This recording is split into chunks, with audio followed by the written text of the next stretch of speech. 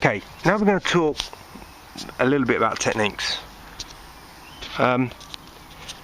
So, for a beginner, on the packet, Liquidator packet, it says save up to 25% time savings, just by not detailing, not really changing the way you work.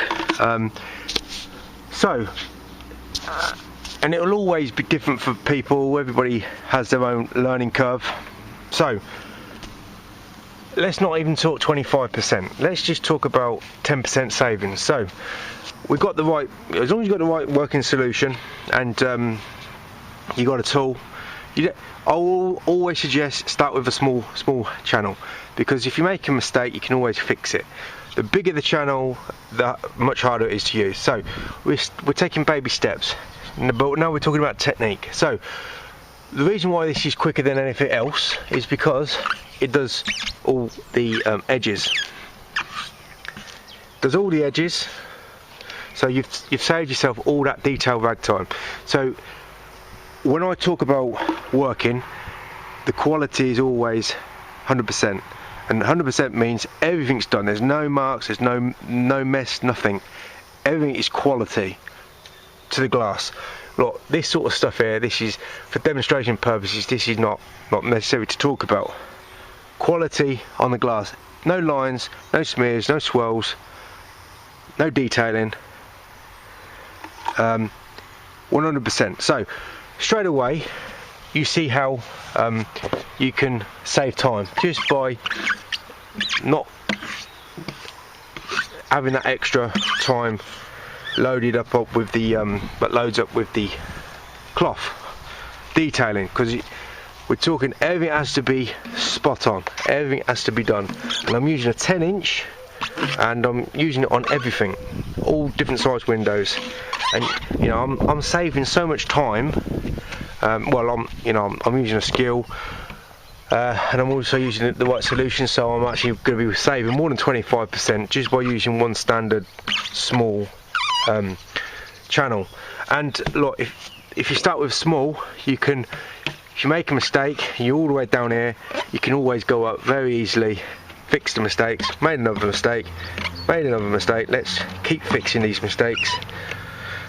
Smaller the channel, the more maneuverability you've got on the window.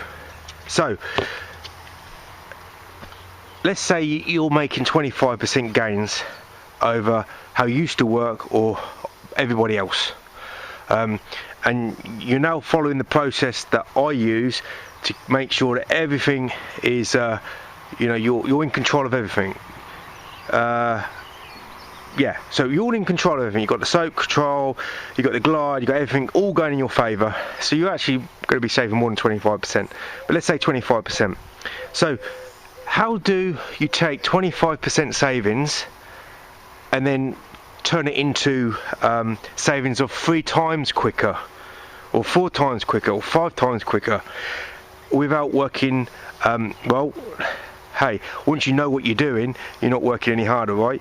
But you got to learn it. So I don't work hard. I'm very technical, but to me it's not hard because I've been doing it for such a long time. But it's took a long time to get there. Once you know what you're doing, you know it's not really difficult. There are times where it is difficult because every working condition is different on these windows. As I said, these windows are easy to work on if you're doing a standard way of working. If you start, look, most people, well, how you clean a window, you start at the top, you come to the bottom. That's the rule of thumb. But there's always exceptions to the rule. You can start down here, go up, go round. That's an exception to the rule, but you have to be so talented and skilled and everything be in the right place for that to happen without making any mistake. So there's always exceptions to the rule, but as a guide, stick to the average way of working. So how do I turn 25% savings into double or treble or 4 or 5 times? So that comes down to not working faster or harder, it's applying more skill. And using longer channels. Well, I've got a long channel here. This is a pretty decent sized window. This channel goes over the halfway mark of this window. So theoretically I can go up one side, come round the other. That's a circle. Now, with all the techniques that I talk about, it always involves all the detailing done, not straight pulls like this, because you've got all the ragging. You're not allowed to use the rag. So when I say no detailing is allowed, I've used my skill and my precision tool and my precision skill to get the job done perfectly, or as near perfect as possible. But that takes a learning curve. So I want to try and make this ever so brief. I'll just talk and talk, and I come off on tangents, which is not always good. So standard way of working. Let's prime this rubber. It's a new rubber, so it's squeaky, needs to wear in. Right, so I've made a number of turns here. I can get this done a lot quicker, but it takes a lot more skill. And there's a thing called stab. These windows are easy to work on until you start doing tricky maneuvers. So we've got a stabbing scenario. We've got some judder. On the way down it's always good, but on the way up it's pretty difficult. So every window has its well, some windows are easy to work on than others, and these windows are easy to work on until you start going upwards at an angle. Right, let's put some more soap on. That always helps. Get some nice glide to it. Let's prime the rubber. Right, so starting at the bottom of the glass, going all the way around. That is, well, that goes against the grain, and it also goes against the grain of this window because it doesn't want to go up. So I tend to use two hands. Right, I'd make the little adjustment fix, close out the bottom. No swells. That is very involved. Looks easy, but it's not. If I just went up and round, right, I've got swells that I really should fix. I don't really want to use the cloth, and I really don't want the marks to be showing up in the low sunlight when the sun comes round. So I'll get the stability of my hand going up. Look, I've got some mistakes here, but hopefully I can fix it. Well, we've got some sort of, there's a bit of debris on here. Look, debris, hair. Not my personal fault. It was a fault, but it was debris that caused that line. So the length of the channel, look how much coverage I've got. So when I'm coming up, I'm going up at an acute angle, and I'm turning around, fixing the swell mark, and then coming down. I'm using the length of this channel to get this window majority cleaned. So the longer the channel, the more coverage you got. If you put it in the right position, it doesn't always work, because as I said, these windows are pretty tough to work on, and these ain't the hardest windows to work on when you're going against the grain. A lot of windows are have a rubber seal, and it's a smooth rubber seal. Sometimes they're an abrasive rubber seal, and there's a lot of friction. So on many videos that you've seen me make, a lot of the time it's easier for me just to work standard and working using a fan in motion. I'm still working a lot quicker than most window cleaners. When it comes to a time when the windows are nice to work on, they're forgiving, there's no friction on there, you can let me just fix this camera because the cloth's coming out of position, which is positioning the camera in the right angle. You can work a bit more technical, but it does require a lot more skill involved. And it looks easy, but I'm manoeuvring, I'm making a lot less movements. Close out. There's lots of different various ways you can work in that method of going around in a circle.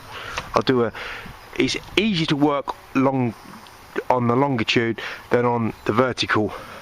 This is really hard, and I wouldn't suggest anybody learning on this kind of window. I suggest you learn on this window.